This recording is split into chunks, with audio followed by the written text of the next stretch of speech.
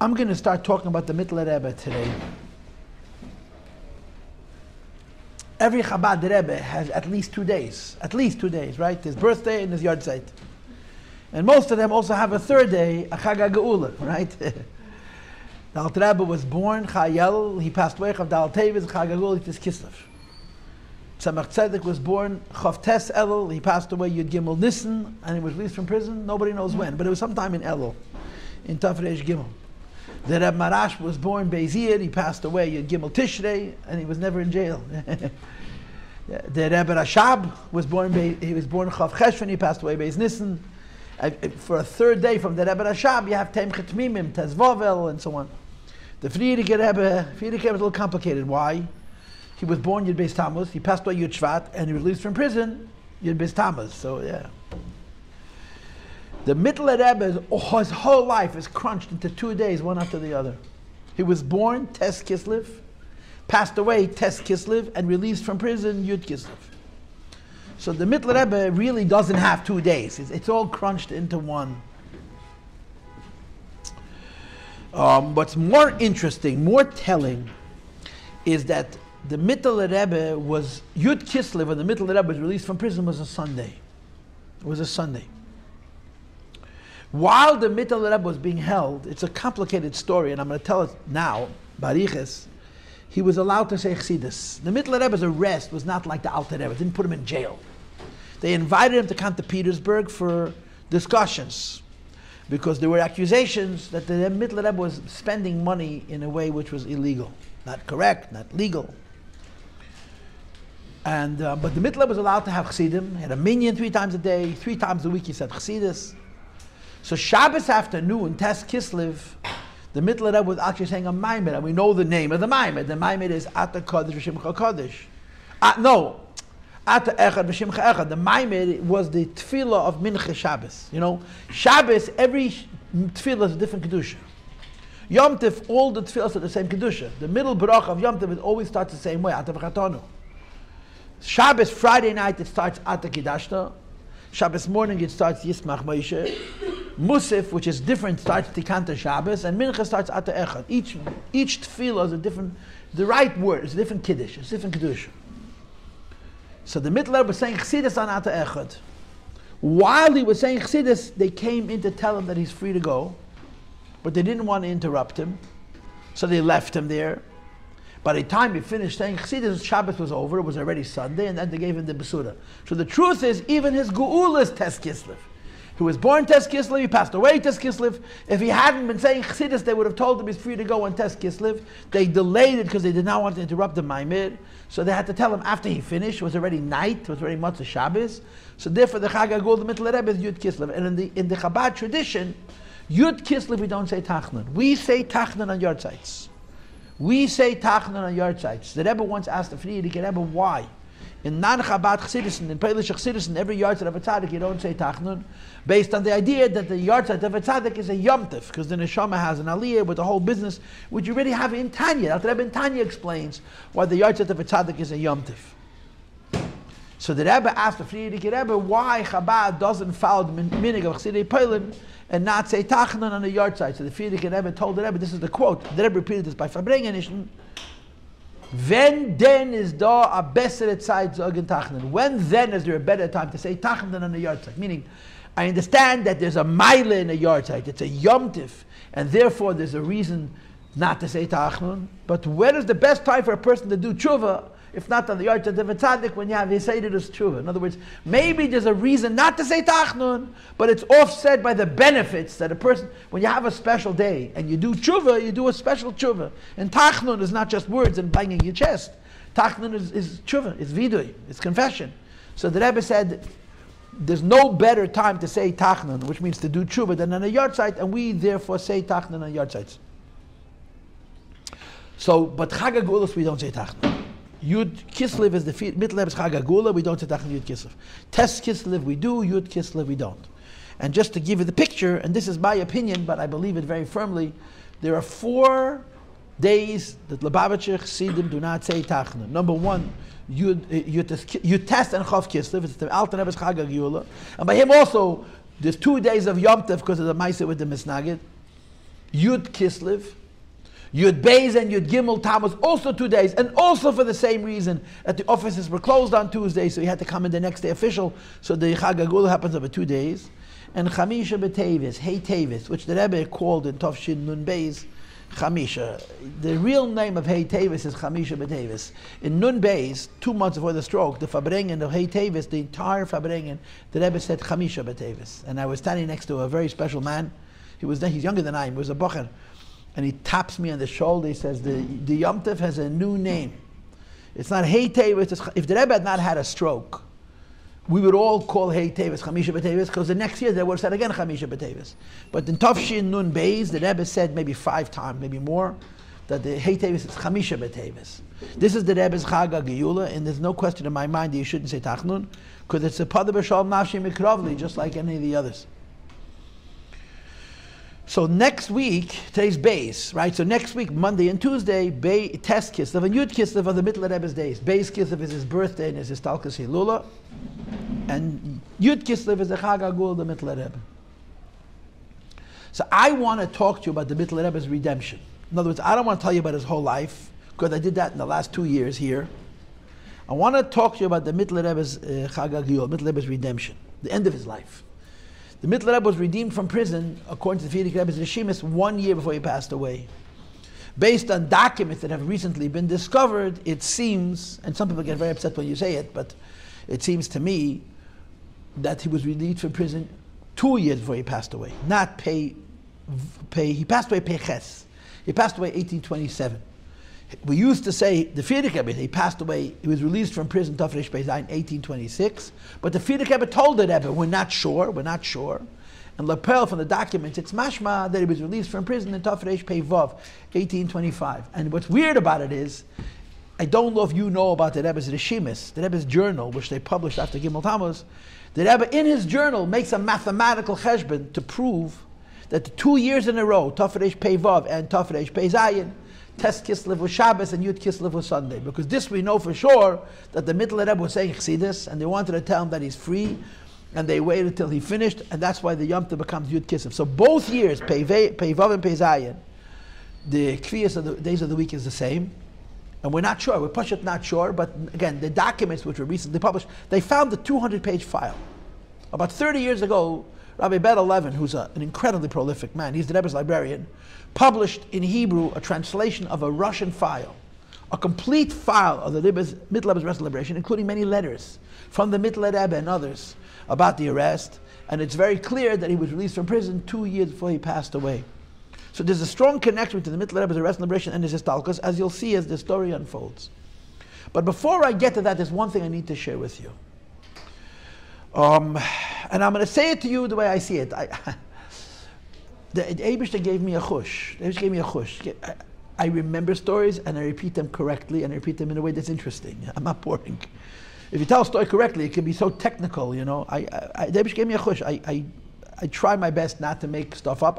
My memory is not at nearly what I used to have, a much better memory. But this is one of the things I do. I talk Siddish Shamaisis. It's a chush that I have.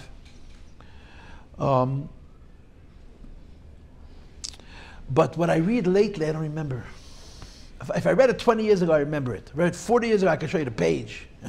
What I read yesterday, I forgot already. Because the cup out of it, you get old. In the last few years, very recently, I read a book, which I should have read years ago, and I didn't, but I just read it now. It's called Sefer HaZachreines Chelik Gimel. I hope you are aware of the Lubavitcher Rebbe's memoirs. Is there a girl in this room who's not heard the Lubavitcher Rebbe's memoirs? If you have not heard the Lubavitcher Rebbe's memoirs, please raise your hand. The Frierdiker Rebbe's. Every girl, have you heard the Frierdiker Rebbe's memoirs, yes or no? Yes. You must read the Zechrenis, you must. It'll give you Ava V'yira, it'll give you God, fear of God and love of God. It's a very special Sforim. My grandfather was not a Lubavitcher, my mother's father. When my father married my mother, my father gave him a copy of the Zechrenis. My Zaidi told me he kept it on his night table till the day he died. He read it over and over and over again. Because my grandfather was not a chassid, was a very chassidish person. The Zechrenis is full of Yira Shamayim, full of Midas Tevis. Every good thing that a person needs, Emunah, Yira Ava, gepackt in the Zechrenis. The Frierdiker Rebbe there was a man named David Leib Mekler. He was from, he was modern, he didn't have a beard. And he came from Lubavitch Chassidim from Russia. And he was an editor of a newspaper called the Tog, or the Morgen Journal. He met the Frierdiker Rebbe when the Rebbe came the first in 1929. He interviewed the Rebbe. He fell in love with the Rebbe. And the Rebbe sort of liked him back. It looks like the Rebbe liked him. And there's no doubt in my mind that part of that was he had Lubavitcher genes. You know, we're not into Gej, but it's not nothing. He had a feel for the Frierdiker Rebbe. So what the Rebbe used to do in America the second time was, the Rebbe used to write notes in Hebrew. The Frierdiker Rebbe wrote in Hebrew. He would take the notes in Hebrew, which were cliff notes, they were outlines, and he would build out of those notes stories in Yiddish. And he would dramatize them. And he would publish them each week in the Morgen Journal. In other words, not every word in the Zechreines the Frierdiker Rebbe wrote. The Frierdiker Rebbe wrote, it was called Rishimas Lubavitch. The memoirs of the Frierdiker Rebbe is not about Chabad Chassidus, it's about the city of Lubavitch, the city of brotherly love. And the Frierdiker Rebbe used to write in Hebrew, and David Leib Mekler would get these notes, the Frierdiker would give it to him, and he would write it in Yiddish, but he wouldn't just translate it, he would dramatize it. And then after he wrote it up, he would give the Frierdiker Rebbe the Yiddish, and the Rebbe would make corrections. But it's not a truth to say that every single word in the previous Rebbe's memoirs is, the Frierdiker Rebbe didn't write it. He wrote notes, and this David Leib Mekler, he was a dramatic man, he was a writer, would dramatize it, and there's exaggerations in the Zechreines. How was it approved? The Frierdiker Rebbe used to check it over, and he would correct it. But it's not Kodesh Kodashim, it's just Kodesh, you know what I'm saying? It's not the Frierdiker Rebbe's word, it's not the Frierdiker Rebbe's Asich. And every week in the Morgen Journal, another chapter came out, and eventually they printed one volume. The first volume was printed during the Frierdiker Rebbe's lifetime in 1945. And the second volume was printed 10 years later in 1955, which is after the Frierdiker Rebbe passed away. They printed the second volume of Zechreines. I can't hear you. The second volume? No, it was printed in the newspaper when the Frierdiker Rebbe was alive. But they didn't get around to publishing it in a book till after. They didn't publish it after the Frierdiker Rebbe passed away. They issued it as a sefer after the Frierdiker Rebbe passed away. But the Rebbe knew, our Rebbe knew, that when the Rebbe was here in America the first time, in 1929, 1930, David Leib Mekler did the same thing. There were newspaper articles in 1929, 1930, every week, telling the history of Chabad, and the Rebbe wanted to get his hands on them. The Rebbe wanted to print them. And the Rebbe wrote letters, where are they, where are they? They couldn't find them. They found them after Gimel Tammuz, I think, or after Rav Zayin Oder. Now, it's the first version of the Zechreines is very problematic because it doesn't tell the history of Lubavitch, it tells the history of Chabad. In other words, the two volumes of Lubavitch Rebbe memoirs that you know are talking about Lubavitch before the Rebbe moved there. It's talking about Lubavitch until Lubavitch was born. It goes back 400 years, 450 years, 350 years. It goes back to before Chassidus, to the Baal Shem Tov's times. The third volume of memoirs talks about the Alter Rebbe, the Mitteler Rebbe, Tzemach Tzedek, Rebbe Marash, and the Rebbe Rashab, and even the Frierdiker Rebbe. So it talks about history that we know from other sources, and there's many contradictions. It's hard to know how to reconcile the contradictions. Apparently, when the Rebbe came the first time, this man did not get his stories to the Frierdiker Rebbe directly, he got them from other people. So it's the kind of thing where the spirit of it is true, but not every word necessarily is true. But there's something very interesting about this history. For about a year, for about 10 months, every single week in a Yiddish paper, there'd be another essay on the history of the Lubavitcher Rebbeim, starting with the Alter Rebbe, through the Rebbe Rashab, and into the Frierdiker Rebbe. What's interesting about this book, that it's not the story of the Rebbeim. It's not. It doesn't talk so much about the Tanya, and about the Likutei Torah, and about the Mitteler Rebbe's Forum. It's really about the Askonos of the Rebbeim, which is a whole window. It's a unique subset of the lives of the Rabbi. In other words, this volume of Zechreines, third volume. It is translated in English. It's a very interesting read because it's not the history of Chabad per se. It's the history of the Rabbeim's Askonos. It's the history that shows that all the Lubavitcher Rebbeim, all of them, were not just holy rabbis who said Chassidus. They were very practical men who thought about Yidden, not just Yiddishkeit, Yidden in Russia, and took great steps to push it, physically help the Jewish people. It's a slice of Chabad. It's a unique slice. For me, it was very different because I'm into Chassidus. I'm not into Askadas. I'm not a shliach. I'm a teacher. So I don't value that so much, but it's really very important. But you see every Rebbe from the Alter Rebbe, besides for the Chassidus that they taught and the Avodah that they inspired and the Avodah that they did, they Poshet word about Yidden in Russia, including Poshet giving them jobs. The Rebbe Rashab built factories to find Yidden work. Poshet Kipshutei. The Rabbeim did physical things using money and help that they got from other people, sometimes Yidden who were not from, to help Yidden in Russia. It was one of the things that Rabbeim did. And to me, the most compelling thing in this book was how much Askanos the Mitteler Rebbe did. Of all the Chabad Rabbeim, the one who was least in this world was the Mitteler Rebbe. I mean, the way I like to see it, the way I see it, all the Chabad Rabbeim brought Chassidus into the world. The Mitteler Rebbe took his Chassidim to Gan Eden. And the Mitteler Rebbe was the Rebbe for 15 years. It's a very short time. But the Mitteler Rebbe's Nesius was a whirlwind. It was like a storm. The Mitteler Rebbe was so powerful. He was so powerful. And he gave so much. He lifted his Chassidim, they were like Malachim. 50, and then he passed away. When the Tzemach Tzedek became a Rebbe to the Mitteler Rebbe's Chassidim, it was very anticlimactic because the Tzemach Tzedek was, quote, normal. A Maimah was 45 minutes, not 20 hours. The Mitteler Rebbe was mamash a whirlwind. And the Mitteler Rebbe himself was Chassidu Prish, he had no shachas. The Mitteler Rebbe did not know the value of money. He couldn't understand the difference between a 1 ruble note, a 5 ruble note, a 10 ruble note, a 20 ruble note, a 50 ruble note, and a 100 ruble note. He literally did not understand the value of money. He was so smart, but he couldn't come down that low. Push it. It's weird. But in this book, you find out that the Mitteler Rebbe did many things that were very practical to help Yidden in Russia. Many, many, many different things. He settled Chassid in Kherson. He said Yidden. He was very down to earth in many, many ways. His Nesius was short, was 15 years. He passed away on his 54th birthday, which is not old, of course. But he accomplished an enormous amount during his short tenure as a Rebbe.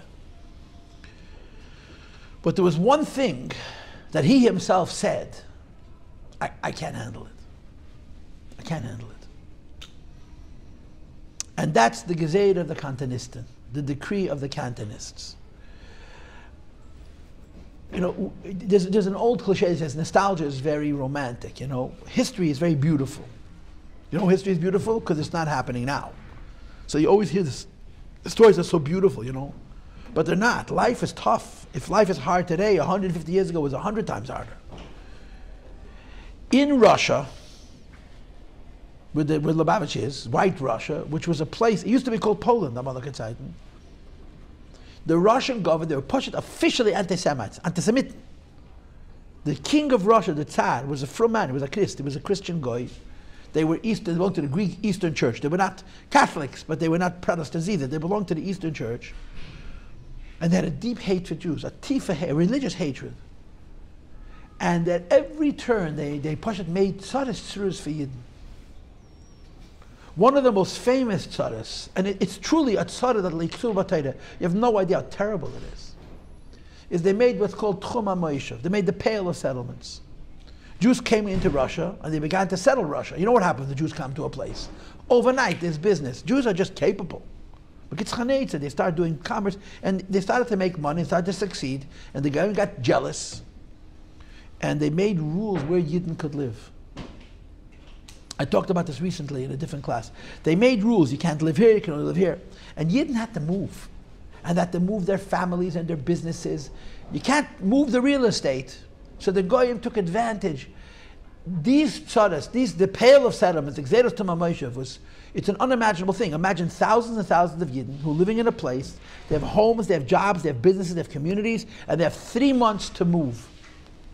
If the house is worth $100,000, the Goy is going to give them $5,000, not a penny more. Why? Because they can't stay. They became destitute. You're not talking about 2 or 3 Jews, you're talking about thousands of Yidden. And every 50 years, they changed the borders. They would change the tchum. They made a place the Jews are allowed to live, and then 50 no, you can't live here, and they had to again move. The rishes, the cruelty of this, You know, the Rebbe once said to Branover, Yirmiyah Branover was a gesund, said to the Rebbe, we printed a sefer in the old printing house in Vilna from the times of the Tsar. And the Rebbe said, from the times of the Tsar, you don't have to mention the Tsar. We had plenty tzaras from the Tsar. In other words, don't think that the Soviet Union was mean to the Jews and the Tsar was nice to the Jews. They were a shoyim gemura. The Gezerah of the Tchum HaMoshe was a cruel, cruel decree. It was a nasty trick. They would let the Jews settle and then succeed and then kick them out and take their homes and businesses, and the Jews would start over every 50 years. By the Alter Rebbe, the Mitteler Rebbe, they made the first pale of settlements. By the Rebbe Marash, they made the second pale of settlements. And it was life in Russia for Jews was extraordinarily hard, exceedingly hard. And the Rabbeim bled for them. The Rabbeim couldn't sleep. The Rabbeim helped as much as they could. But another Gezerah, which is almost as sinister, was what they call the Tzadke Soldat, the Gezerah of the Cantonists. The official story is that Jews avoided serving in the Russian army. Of course they avoided the Russian army. What did they lose? What, Russia didn't love them. They're going to fight and die for Russia. Especially since in Russia, most soldiers didn't even fight. You had to serve. 3 years, you had to have a mandatory draft. And to be from in the Russian army was impossible. Yidden were not looking for trouble, not interested. And they held it against the Jews. How come they don't serve? So they made a gzeira that a certain percentage of Jewish boys are going to be given 25 years of training in the Russian army, and then they're going to begin their service. In other words, you're going to be what they call a career military person. Your whole life you're going to be in the military. You have that in America. I mean, America doesn't have a very big army right now. It's not wartime. America, during the Second World War, made conscription. We made a draft. During the First World War, we made conscription. But otherwise, it's a volunteer army. If you serve in the American army today, you're a volunteer. Now, some people join the army for 3 years because they want to get a college education, because they want to get out of a bad situation, you want to go out of your community. People have all kinds of reasons why they join the military. And of course, they all hope there's not going to be any wars. Because if there's wars, you can actually get killed, right? But if you serve in the army and you train for 3 years and it gets you a free college education, it was worth it. But then you have career military people who have generations, you know, their whole life. They grow up, they join the army and they serve and they go up in rank. They spend their entire lives.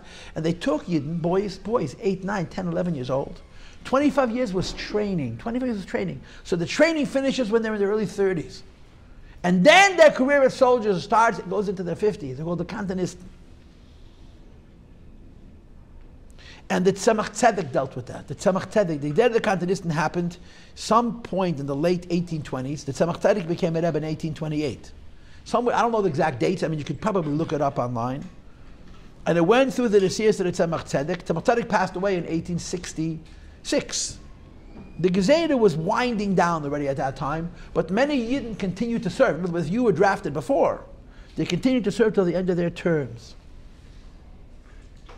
The story of the Cantonsists is tragic. Thousands and thousands of boys, not men, were ripped out of their homes before Bar Mitzvah and put into barracks. Officially they were given kosher.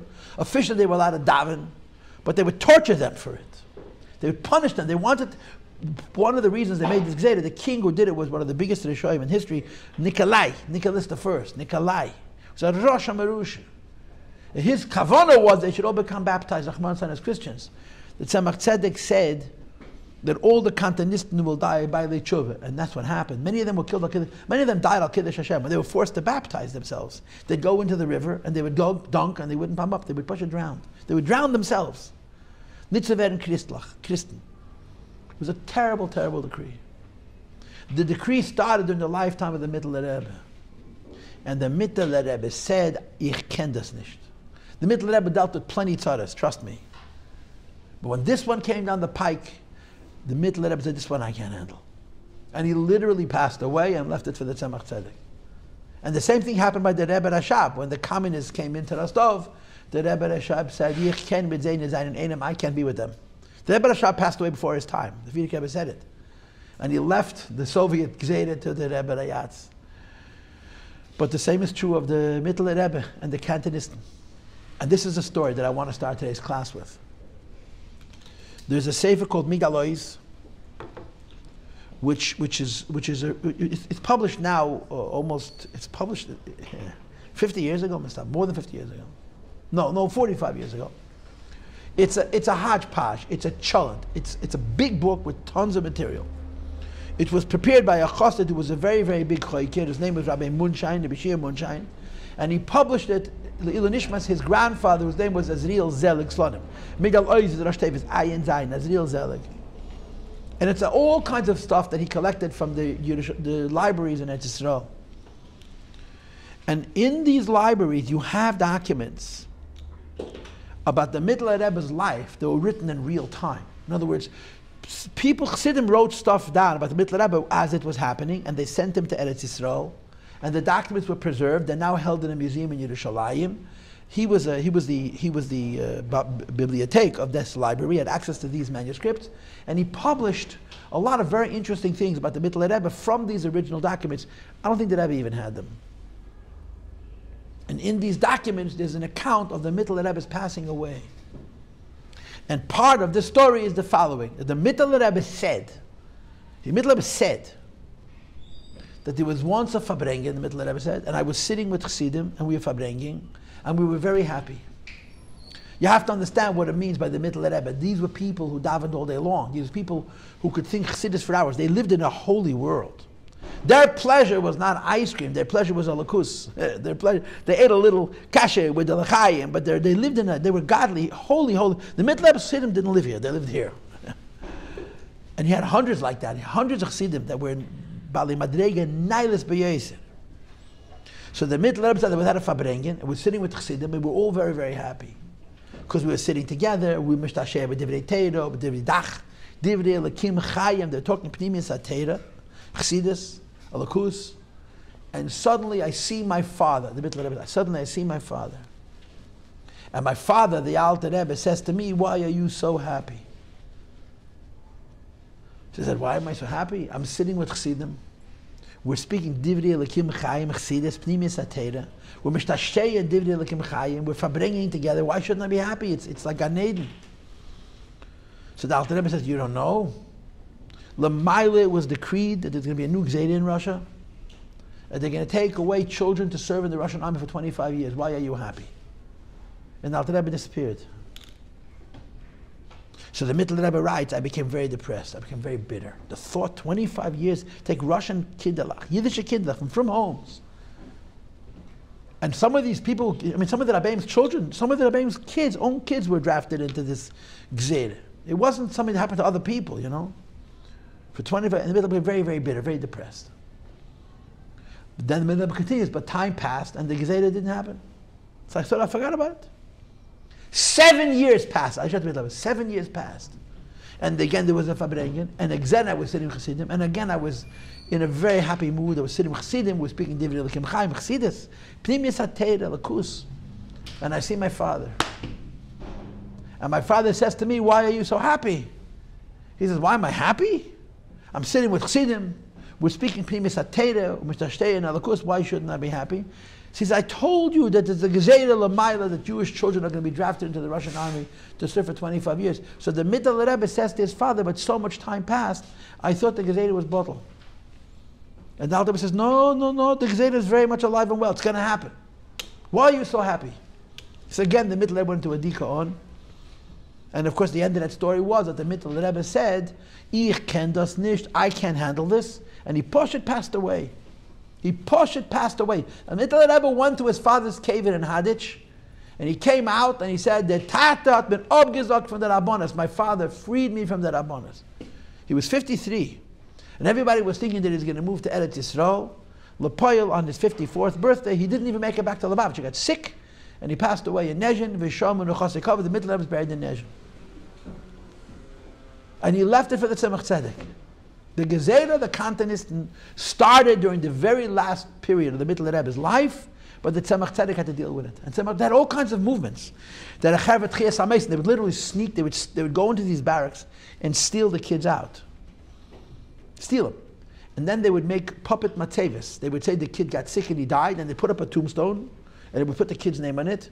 And the kid was sent to live in somebody's house. So they would come from the government, they would dig up the graves. And the graves were empty. So they would make a vayitzako, and they would arrest people, and they would kill you for this. This was treason. So what they would do is, if a Jewish boy died in the city, They didn't put his name on the matzeva. Any Jewish boy who died, it was an excuse to save a kid from the army. They would take a kid who actually was serving, they'd put his name on that matzeva, and when they would dig up the grave, there was a body. But it wasn't that kid, it was another, you understand? And the Chassidim Chassidim were killed in Russia for helping try to save the kids from the Gzeda went on for 40 years. It was a terrible Gzeda. But the Mitteler Rebbe said, I can't handle it. But there is a Maimer. There's a printed Maimer. Today all Maimar of Mitteler Rebbe are printed in a set called Maimori Admor Emtzoi. There's one volume called Maimori Admor Emtzoi Kuntreisim. In this Sefer you have a Maimer Lahov and Inyan Lakichas Anshe Chayil Mabnei Yisrael. What is the meaning of taking Yiddish Kindlach to serve? It's a long Maimer. The Maimer gets very intense. It's very painful. And part of what's written in the Maimer is that sometimes Yidden become complacent. They're frum, but they're like laissez-faire, they're too frum. And the Eibush is not sure if they value Yiddishkeit or not. So he tests them to see if they mean it. He tightens the screws. And the Mitteler said, that's the pshat. The reason kids are being drafted is because Yidden in Russia, life is very good. They're all having a very good life. And the Eibush wants to see if we take care about his Torah mitzvahs. In 1964, Tafshan Chav Daled, Pashas Yisrei, the Mendelfut, there were 3 guests by the Rebbe, Mendel Futterfass, Zalman Jaffe, and Fuller Khan. The Rebbe said a chassid who came from Russia a long time ago, a chassid who came from Russia recently, and a chassid who was never in Russia. The Fabrengen revolved around these 3 personalities. Fuller Khan, that's Abiel Khan's father, and a Mendel who had just come from Russia a year before, or a few months before, and then Zalman Jaffe, Zalman Lichting Gan Eden. And in that Fabrengen, the Rebbe said this Maimer. He started with David Amaskal, said the Maimer about the idea that sometimes the Eibush tests Yidden to see if we're sincere. And the Rebbe said at some point the Eibush should know that we mean it's enough. He told the Eibush that you don't stop testing us. A while back, I forgot when it was, something happened, and people were quoting that Maimer. Nitlain Tzidik at Chabad. Maybe COVID. This Maimer. I mean, people say whatever they want, but you have to be a Rebbe to explain events in the world. But the Mitteler Rebbe actually said a Maimer explaining the Cantonsists. But he said, I can't handle it. He passed away. What was the Maimer that Rebbe said? What's the I don't know. Yisrei Tashkavdal. You can look the Maimer up. I don't know the Dibra Maslov. But the Yidden in Russia didn't have a good life. Bechlal didn't have a good life, and this made it even worse. So Akashas Nebishten. Akashas Nebishten. And that was because they were having too good of a life? Ich weiß nicht. I don't know what to tell you. And the war with Napoleon wasn't enough. You know what Napoleon did to Russia? What's the Mitteler we're talking about? I don't know.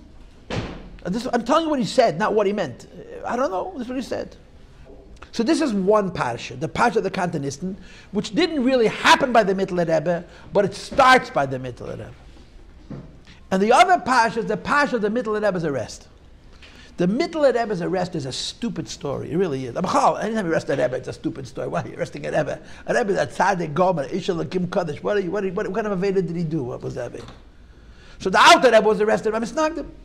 They didn't like the fact that he was maybe from Yanis Chutza. They didn't like Hasidus Bechlal, so they arrested him. The Friedrich Rebbe went to jail because of Sektia. The Friedrich went to jail not because of communists, because of Jewish communists. The Evreis Sektia, the Friedrich Rebbe's daughters came from Jews who were trying to destroy Yiddishkeit. That was the truth of the matter. Why was the Mitteler Rebbe arrested? Well, the answer is good old extortion. You know what extortion means? It's like the mafia. Right? You have a store on Kingston Avenue, you come one day and your window is smashed. And a guy walks and says, your window is smashed. There must be trouble around. He says, I will charge you $50 a week to protect your store. Now he smashed your window, you understand? If you give him the $50 a week, it's good. Anish, the next day your store burns to the ground. So you pay the $50, it's a shtil, shalom Yisrael, it's extortion. It's called a racket, it's gneva. And the mafia made a living like that. They would extort every business. Everyone paid taxes to the mafia, so they shouldn't burn your business down. And of course the government sat and watched. The government is supposed to stop the mafia, but the mafia was stronger than the government. They paid off all the government people. Extortion is you take a person's money because you could. That's the only reason. The Mitteler Rebbe, the Chlal, the Nasias of the Mitteler Rebbe was a time there was not a lot of money around. There was people very poor. The Rebbe once said in the Fabrein, I heard it myself, that the Alter Rebbe's Chassidim seinen gewähren Orem, Alachas kama v'kama, the Chassidim of the Mitteler Rebbe. The Chassidim of the Alter Rebbe were poor, and the Chassidim of the Mitteler Rebbe were poorer. Alachas kama v'kama, the Chassidim of the Mitteler Rebbe. But the Mitteler Rebbe, Bechlal the Chabad Rebbeim, they had an hug of they didn't necessarily live rich. The Rebbe Marash lived rich, but they lived comfortably. They lived balabatish. And the Mitteler Rebbe had a hanhaga that was ganz breit. His hanhaga was harchovedik. He didn't waste money, but there was a way. There was a Rebbish style of living. He had horses. He had a choir and an orchestra. The Mitteler Rebbe had Fashidin in Yonim. He also raised enormous amounts of money to support a yishuv in Eretz Yisrael. The Alter Rebbe said, "Chassidus the Mitteler Rebbe live in Yisrael." So did the Mitteler Rebbe. The Mitteler Rebbe sent his relatives. The people live in Eretz Yisrael. He raised a lot of money. He spent a lot of money. And there were people who decided that it would be nice if they got a piece of that pie. Why? Why not? It's called extortionists. Why should I work for money? You'll work for the money. I'll take some of yours. How am I going to take some of yours? I'm going to come listen. If you don't give me so many dollars, I'm going to go to the government and I'm going to masa kach v'kach, and the government is of course going to believe me because I'm going to make up fake documents and false witnesses, and they can put you in jail and you can have embarrassments and it costs you money. It's cheaper and easier for you to give you the few dollars that I'm asking, and Shalom Yisrael. That's exactly what happened to the Mitteler Rebbe. The Mitteler Rebbe was approached by people who belonged to two groups, and it's really upset even to say. Number one, his own family. His own mishpacha. You have to remember that the Alter Rebbe's mother's family were big misnagdim. Alter Rebbe's wife, the Mitteler Rebbe's mother's family. Alter Rebbe's wife had a bonus at Cantonsists standing there. Her family was very rich. Her father's name was Yehuda Leib Segel. He was a nugget. He was a very rich man. They lost all their money. They rebuilt their business. But some of the members of that family became very close to Chabad, to the Rabbeim, and some remained angry and bitter. And they decided that the Mitteler Rebbe has to give a kickback, or they're going to hurt him. They're going to mass him. And they joined forces with another group. Who was the other group? Inchid Lemai. The whole story is a billboard from the beginning to the end. In other words, they were not even fighting about principle. Misnagdim felt Chassidus was wrong. They were trying to destroy Chassidus because they believed it was against Yiddishkeit. By the Mitteler Rebbe was Poshet Gelt from the beginning to the end. Who was the second group? The second group was the relatives of a chassid by the name of the Pinchas Reizes. The Rebbe had a chassid with him, the Pinchas Reizes. His last name was Shik, and he came from Shklov, so he has three last names, like a good Jew, you know. Pinchas Shik, Pinchas Shklov, and Pinchas Reizes. Shik was his last name, Shklov was his city, and Reizes was the name of his mother-in-law. Now, why would a chassid be called by a mother-in-law's name? Her name was Reiza, or Shoshana in Hebrew. She was very wealthy. And when Alter Rebbe came to Shlov, she saw the Alter Rebbe and she was so impressed. Shlov was a very misnagdish city. After Vilna was the strongest misnagdish city. She said to any one of her son-in-laws that goes to the Alter Rebbe, she's going to give them a huge amount of her fortune. So several shvagis went to the Alter Rebbe, they became his chassidim. There was Pinchas Reizes and there was Zalman Reizes. They were brothers-in-law, they married to two sisters. They both carried the name of their mother-in-law because she made him into a chassid. The Pinchas Reizes went to the Alter Rebbe because of his shviga, because of his mother-in-law. But he became a very big chassid. He is the chassid who would roll on the floor together with the Alter Rebbe to hear every word the Alter Rebbe said. We have a nachas. The Pinchas Reizes wrote my mother with the Alter Rebbe word for word. The Alter Rebbe, they trusted him. Pinchas Reizes was considered a very special chassid. Pinchas Reizes was a big Baal Madrege, who was a big chassid, a big oived, also a very big oisha, who was very, very wealthy. And he gave tons of tzedakah. The Pinchas Reizes had one problem. He never had any children. And he begged the Alter Rebbe, he begged. The Alter Rebbe said to him, I can give you everything in the world, I can't give you this. Alter Rebbe used to say to him, when you daven, you make so many Baalei Tshuva. They're all your ruchniistic children. He said, I want a biological child, right? Avraham Avinu says, I want a child. And the Alter Rebbe said, ich kann dir alles geben, chutz der ein Sach. End of the story was the Pinchas Reizes passed away childless. Now he should have left a fortune. He was a very rich man. So as they say in English, the vultures were circling. They couldn't wait for his body to become room temperature. His nephews and his nieces, they were all waiting for him to die. And they were going to jump down on the Sierra Basar and they were going to divide their wealth. And they found not a penny. He gave away everything he had at tzedakah. They found receipts, lots of receipts. Nishka penny. And the vast majority, that money was given to the Mitteler Rebbe. He was a big chassid, a groise oisher. He gave the Mitteler Rebbe huge amounts of money, and the Mitteler Rebbe used it for his inyanim. So they came together with the Mitteler Rebbe's mishpacha to blackmail the Mitteler Rebbe. It says, we're entitled, we're relatives, and it's not fair that he gave the money to you. Should have left it for us.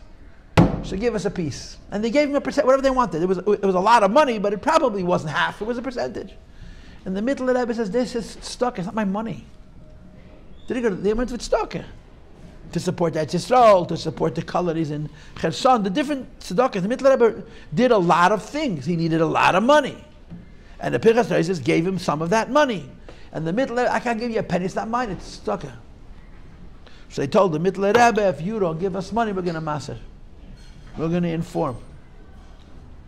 And the Mitteler Rebbe said, gate 5 from them, I'm not giving you a dime. So they made a mesira against the Mitteler Rebbe. The whole thing was concocted. It had no basis in emes. But they developed a whole theory, a whole conspiracy against the Mitteler Rebbe. And Bechlal, I don't know if you know this, Russians by nature are paranoid.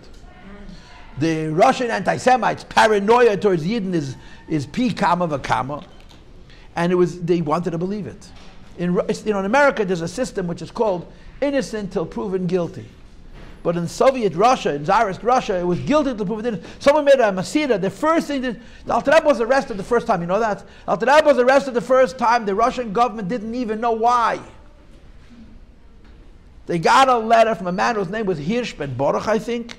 And Ad Hayom Hazeh, we don't know who he is. Today's day, 250 years later, we don't know who he was. When the Alter Rebbe was arrested, he said, by the way, do you know Hirsch ben Baruch from Vilna? I never met the man.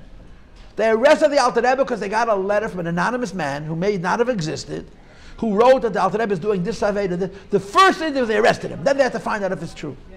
That's Russia. This is what happened to Mitteler Rebbe. The Mitteler Rebbe was taken in. They arrested him based on the Mesira. Now, I don't have time to have home with him. Just one thing. I got 2 more minutes. You can start fidgeting at 12:30, okay? I got 2 more minutes I'm entitled to. And that's why I like the doors open, because the other girls disturb us. When the Alter Rebbe passed away, thank you. When the Alter Rebbe passed away, there was nothing in the house. Every penny they had went to pay for the travel. They ran away from Napoleon. Alter Rebbe burned his house to the ground. And he ran deep into Russia. When the war was over, the Alter Rebbe had with him his entire family. Him and his wife and all his married children and their children. Alter Rebbe was supporting his entire family. You were talking, I think, of 60 people. And they had no homes, and they had no money, and did no community, and did no jobs. They were running. So the Mitteler Rebbe did what a lot of Rebbes used to do. It was called Foreign Ibn de Medina. The Mitteler Rebbe went from city to city. He came to each city, and he stayed a day or two, or a week or two. He said Chassidus. He took people to Yechidus, and people gave him money. It was a way of a Rebbe raising funds. And the Mitteler Rebbe raised 35,000 ruble. 35,000 ruble. Could you close the door, please? At 1 minute, I'll let you go. He raised 35,000 ruble. When he raised this money, he made a committee of people to distribute. Tzedakah has to be collected by more than one person and has to be given out. One person is not allowed to oversee a tzedakah by himself. He had a committee of people.